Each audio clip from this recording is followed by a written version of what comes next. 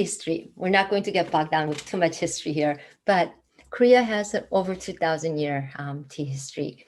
There is a question as to when did Korea's tea really begin. So if you were to look at books, if you were to do a Google search, in most cases, you will get somewhere in the mid 600s, 661, 631, depending on where you read. But during the Shilla dynasty, where emissaries were sent to Tang dynasty to China at the time. And when they returned, they brought back tea seeds and tea seedlings and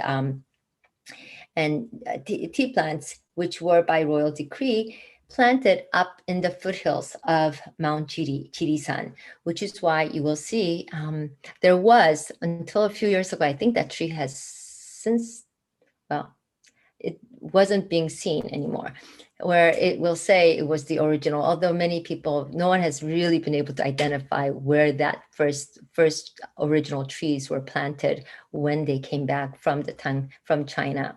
And that happened during the Shilla dynasty. So many people will say, and it would not be wrong, that Korean tea culture really began around that time. However, I'm one of the folks that believe that there is a difference between when did Korea tea origin story begin versus when did Korean tea culture begin. And there is enough to believe that in 48 AD, Princess He Hwang-ok, who is actually of Indian descent, a princess of Ayodhya, which is said to be in the northern India section. And the question then first becomes, what do you mean? How could she have brought China jet tea bushes or tea seedlings? But it is said that her clan had, for some time, had migrated from India to Sichuan province. As we all know, Sichuan province is abundant with tea. And that when she came to Gaya, the kingdom of Gaya, or Karak, that in order to marry the founding king, King Kimsuro, that among all the various gifts brought for her betrothed, she brought tea seedlings and tea seeds, and that those were sent to be planted up in the hills of what is now Kimhae, about an hour west of Busan, the second largest city, the port city. And there they found indigenous tea plants. So you hear about Peksancha. Peksancha was not Camellia sinensis, but that supposedly they found Camellia sinensis already growing in the Kimhae area. No scholar, no one would suggest, in my thinking, that there was tea consumption in any kind of regularity or at all in 48 AD. But I do believe that Korean tea began with 48 AD, that Korean tea culture began when the emissaries brought back, and of course the returning Buddhist monks and so forth, that it really wasn't until about the mid 600s.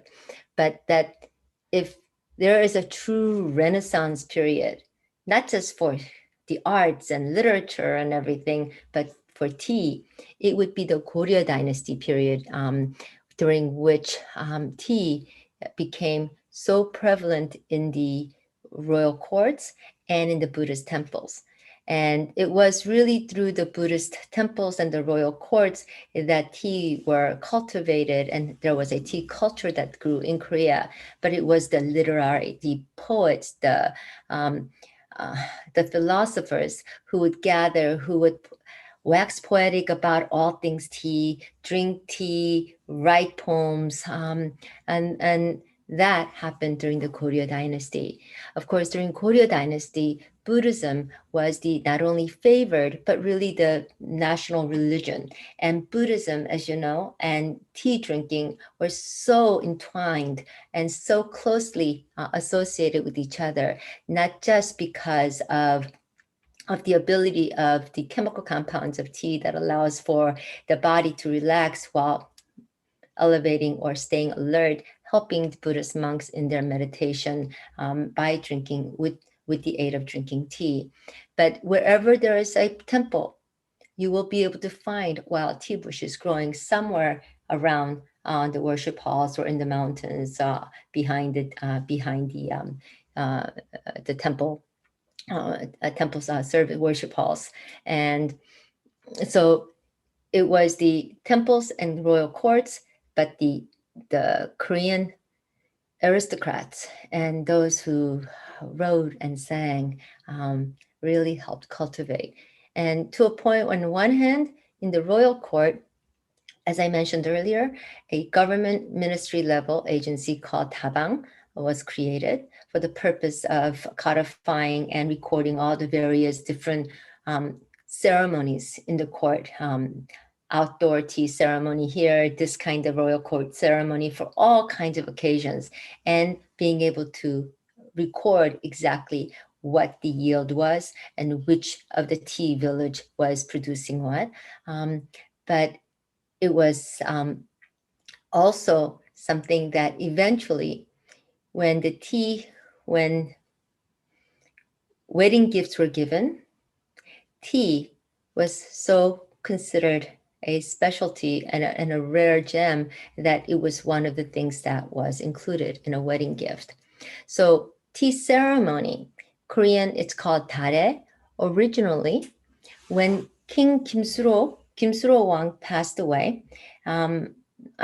all history says is that Kim Suro Wang and his queen, once princess that came from Sichuan, by way of Sichuan from India, were both beloved king and queen.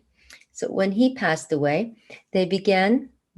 successive kings began to offer memorial services, which included, in his case, not just the feast of rice cakes and fruits and whole fish and whatever else of the bounties of the area and the season, but that it included tea offerings, and that began to be known as chare, tea offerings as a memorial service for the former kings, for the royalty. Eventually, chare became known as the base for tea ceremony, and in present day, we will say tare. Again, that goes back to, should it be all cha in the beginning, or when do you use ta, when do you use cha? And that's an ongoing debate. And so Goryeo Dynasty, Buddhism, royal court, it flourished. Tea flourished. And then came the dynasty, the last dynasty, the Joseon Dynasty. Joseon Dynasty favored Confucianism, not just favored it, so much so that there was a concerted effort to do away with anything associated with Buddhism, and therefore tea was impacted as well. And so in many ways, so you have both religious persecution as well as the various invasions, the Hideyoshi invasion of 1592, and then Imjin War, and then of course the Japanese colonialization of Korea, during which time Japanese tea fields needing more space began to use the tea fields, the Posong area in particular, and began to take over Korean tea fields to continue to harvest Japanese tea cultivars, Pishon and most namely Yabukitas throughout Korea. And then the decimation of those tea fields at the end of the war, when they needed to surrender and vacate, and as often is the spoils of such situation around the world, they not only left in a hurry, they tried to destroy everything as they were leaving, and left many of the tea